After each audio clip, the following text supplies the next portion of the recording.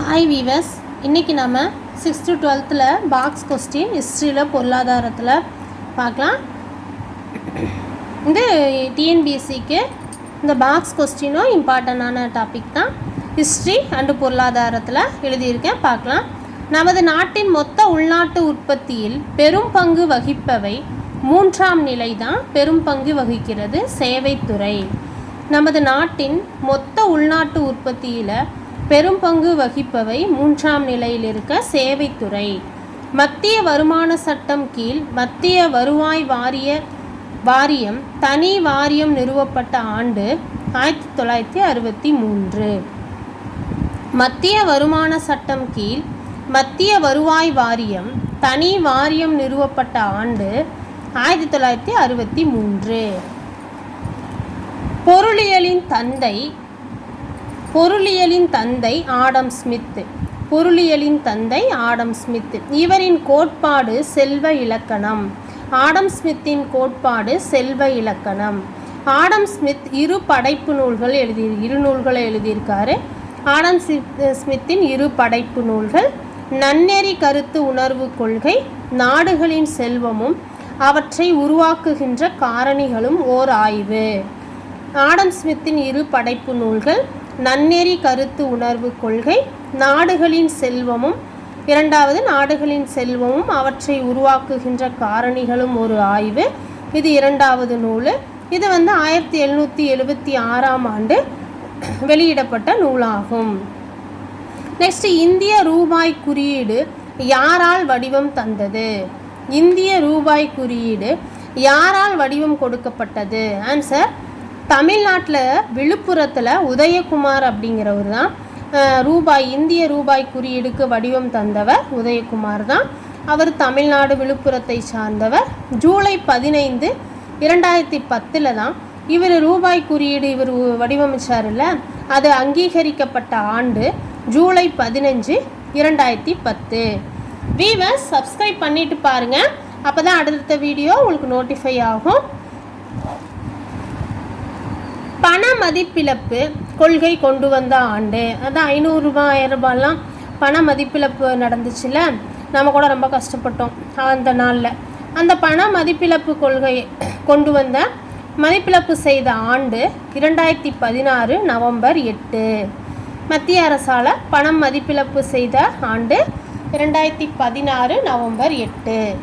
இந்தியாவில் வரி விதிப்பு மனுஸ்மிருதி அர்த்தசாஸ்திரம் காலத்தில் இருந்து பின்பற்றப்படுகிறது. இந்தியாவில் வரி விதிப்பு எந்த காலத்திலிருந்து பின்பற்றப்பட்டது அப்படின்னா மனுஸ்மிருதி அர்த்தசாஸ்திர காலத்தில் இருந்து பின்பற்றப்படுகிறது. இந்திய வரிமுறை பண்டைய கால வரிமுறை. இந்திய வரிமுறை எந்த வரிமுறையை சார்ந்தது அப்படின்னா பண்டைய கால வரிமுறையை சார்ந்தது. இந்திய வரிமுறை எந்த முறையை சார்ந்தது? ஆன்சர், பண்டைய கால வரிமுறையை சார்ந்தது.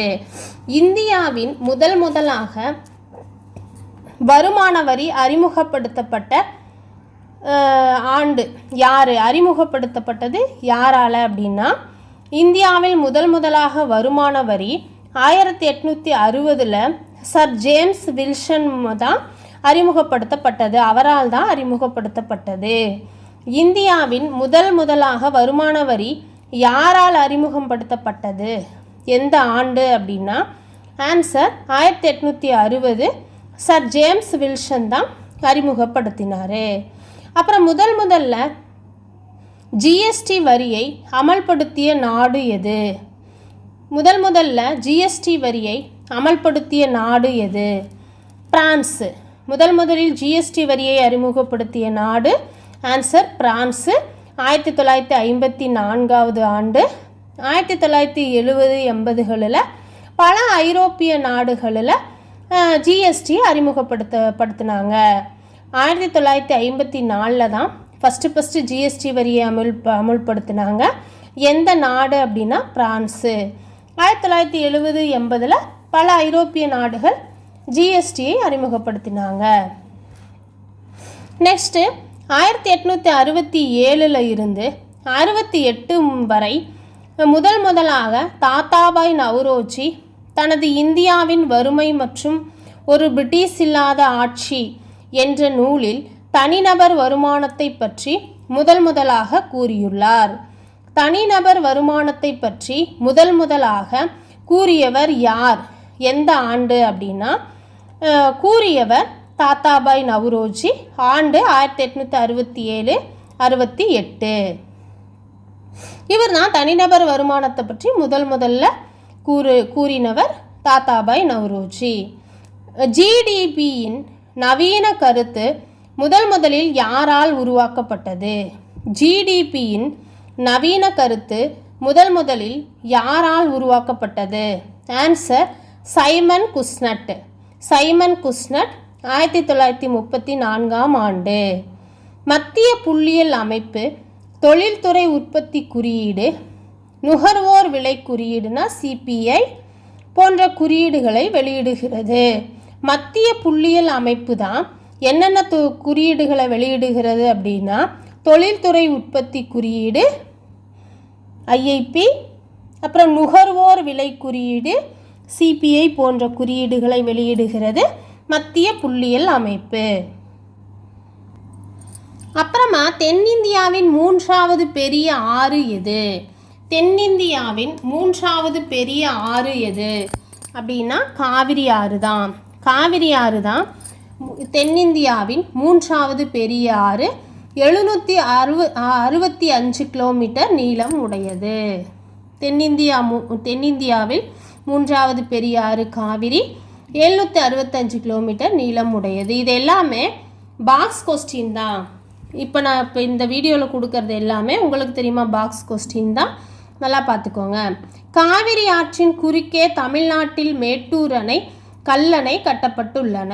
காவிரி ஆற்றின் குறுக்கே தமிழ்நாட்டில் கட்டப்பட்டுள்ள அணைகள் என்னென்ன அப்படின்னா மேட்டூர் அணை, கல்லணை. இந்தியாவில் மனிதவள மேம்பாட்டு அமைச்சகம் பொறுப்பு. இந்தியாவின் மனிதவள மேம்பாட்டிற்கு பொறுப்பானவர் யார் அப்படின்னா மனிதவள மேம்பாட்டு அமைச்சகம் தான் பொறுப்பு. தலைமையகம், மனிதவள மேம்பாட்டு அமைச்சகம் தலைமையகம் எங்கே இருக்குது அப்படின்னா டெல்லியில் இருக்குது, சாஸ்திரி பவனில் இருக்குது. டெல்லி சாஸ்திர பவனில் தான் மனிதவள மேம்பாட்டு அமைச்சகம் இருக்குது. அப்புறம் குடிமக்களுக்கும் இராணுவத்திற்கும் ஒரு புதிய நிர்வாக முறையை அமைத்தவர் யார்? ஷெர்ஷா சூரி தான். 1540 1546 வரை ஷெர்ஷா சூரி காலம் 1540 1546 வரை. குடிமக்களுக்கு இராணுவத்திற்கும் ஒரு புதிய நிர்வாக முறையை அமைத்தவர் ஷெர்ஷா சூரி. 1708 கிராம் வெள்ளி நாணயத்தை வெளியிட்டார். அதன் பேர் ரூபியா என்று அழைக்கப்படுகிறது. ஷெர்ஷா சூரி 178 கிராம் உடைய வெள்ளி நாணயத்தை வெளியிட்டார். அது ரூபியா என்று அழைக்கப்படுகிறது. அந்த நாணயம் முகலாயர், மராத்தியர், ஆங்கிலேயர் அவங்க காலத்தில் புழக்கத்தில் இருந்தது. ஷெர்ஷா சூரி வெளியிட்ட அந்த வெள்ளி நாணயம் ரூபியா என்று அழைக்கப்பட்ட 178 கிராம் உடைய வெள்ளி நாணயம் முகலாயர், மராத்தியர், ஆங்கிலேயர் காலத்தில் புழக்கத்தில் இருந்ததா சொல்கிறாங்க. யாருடைய அடிப்படையில் ஆர்பிஐ அடிப்படை சட்டம் உருவாக்கப்பட்டது? யாருடைய அடிப்படையில் ஆர்பிஐ அடிப்படை சட்டம் உருவாக்கப்பட்டது? Doctor BR Ambedkar. Doctor BR Ambedkar அடிப்படை சட்டத்தின் அடிப்படையில் தான் ஆர்பிஐ சட்டம் உருவாக்கப்பட்டது. பணத்தின் சிக்கலும் அதன் தீர்வும் என்ற ஆய்வு கட்டுரை உருவாகியது. அடிப்படையில் ரிசர்வ் வங்கி சட்டம், அதன் அடிப்படையில் பிஆர் அம்பேத்கருடைய அடிப்படை சட்டத்தின் மூலமாக ரிசர்வ் வங்கி சட்டம் கொண்டு வரப்பட்டது. அது 1934 ஆண்டு கொண்டு வரப்பட்டது. அவர் எழுதின நூல் பணத்தின் சிக்கலும் அதன் தீர்வும் என்ற ஆராய்ச்சி கட்டுரை உருவாகியது.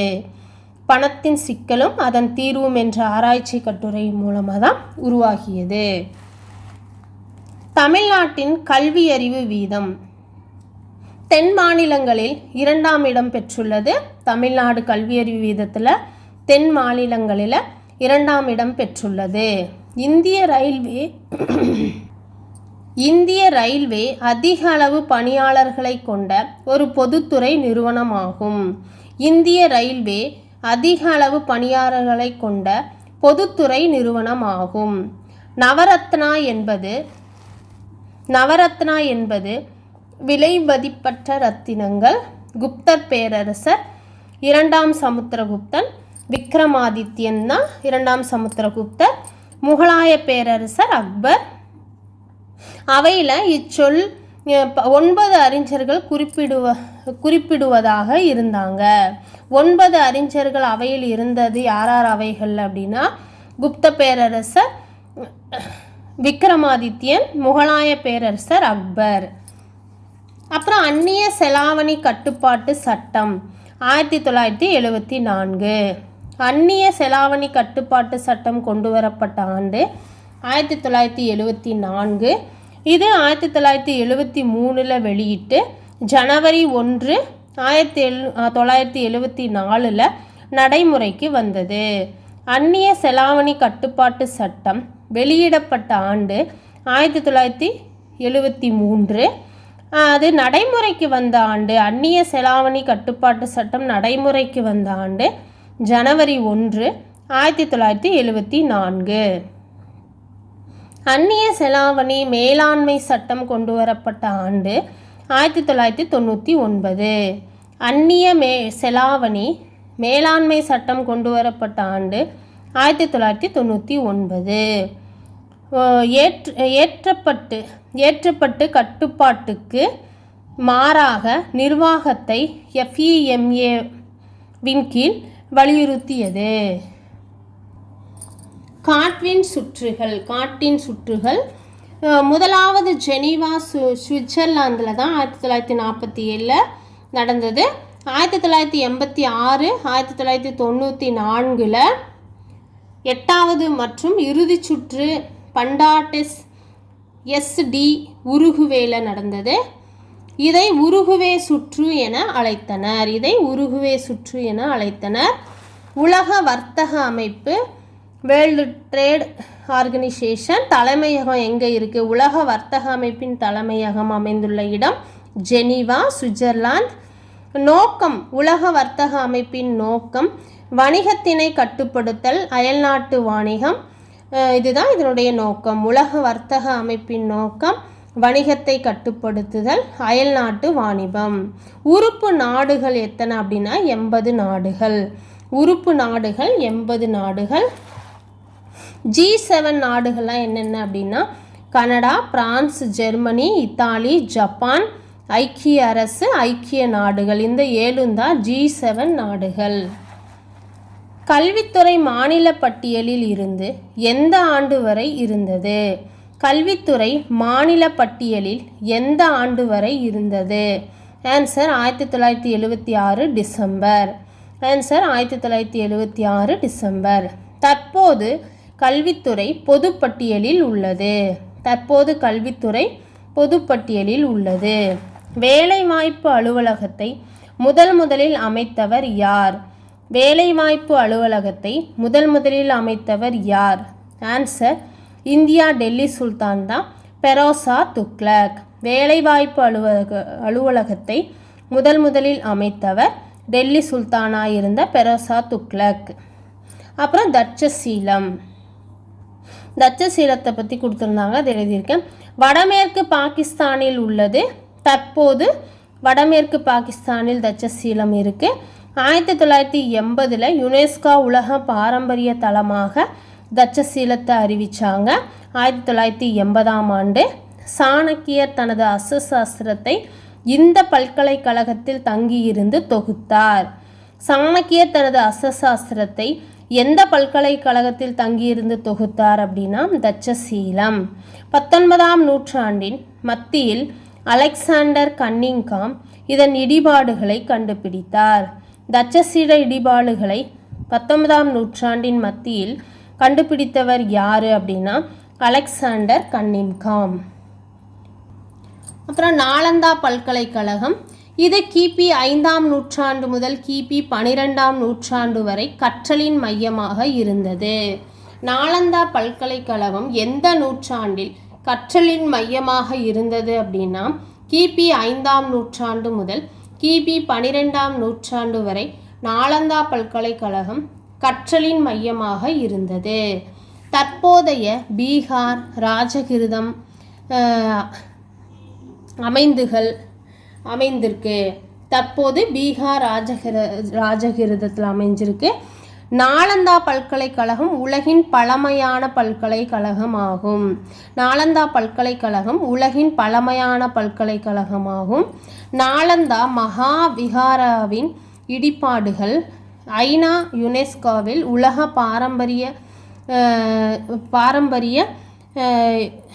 பாரம்பரியமாக அறிவிச்சாங்க. அதனுடைய இடிபாடுகளை ஐநா யுனெஸ்கோ உலக பாரம்பரியமாக அறிவிச்சாங்க. தற்போது புதுப்பிக்கப்பட்ட இது நாகரிகங்களிடையே தொடர்பு மையமாக கருதப்படுகிறது.